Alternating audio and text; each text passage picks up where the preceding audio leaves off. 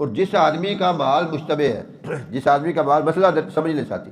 ساتھی غور فرما لیں، جس آدمی کا مال مشتبہ ہے اس کو چاہیے کہ اگر وہ کسی مسجد میں، کسی مدرسے میں، کسی نیکی کے کام میں، کسی اچھائی کے کام میں، کسی دین کے کام میں پیسہ خرچ کرتا ہے تو نیت کرے، کیا کرے؟ نیت کرے اس بات کی کہ یا اللہ میرے مال میں جو حلال ہے میں وہ خیرات کر رہا ہوں۔ بولو تو صحیح ہے، سمجھے بات کو؟ میرے مال میں جو حلال ہے وہ خیرات کر رہا ہوں، میرے مال میں جو درست مال ہے وہ میں صدقہ کر رہا ہوں، میرے مال میں جو پاک مال ہے وہ تیری بارگاہ میں پیش کر رہا ہوں، جو حرام یا نکارہ مال ہے اس کو میں شامل نہیں کرتا، صدقے اور خیرات میں شامل نہیں کرتا۔ میرے مال میں جو صاف مال ہے وہی میں تیرے دربار میں پیش کرتا ہوں اور وہی تیرے دربار میں خرچ کرتا ہوں، دوسرا مال نہ میں خرچ کرتا ہوں۔ اور نہ ہی استعمال کرنے والے کو یہ شبہ اور شک کسی مسلمان پہ کرنا چاہیے کہ اس کا مال حرام ہے، اس کا مال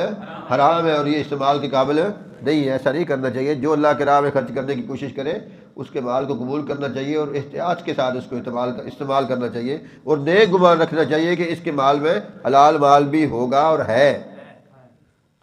مال ہوتا ہے تو اس کے ساتھ حلال یا حرام کمایا جاتا ہے نا، نہیں سمجھے؟ اصل مال ہوتا ہے تو اس کے ساتھ کوئی حلال یا حرام کمایا جاتا ہے، اصل تو حلال ہے نا، پھر اس کی کمائی کے ذریعے میں بھی ہے، کوئی حلال بھی آتا ہے، کوئی حرام بھی آتا ہوگا بیچ میں، تو حلال مال جو ہے اسی کا ہی گمان رکھنا چاہیے، خرچ کرنے والے کو بھی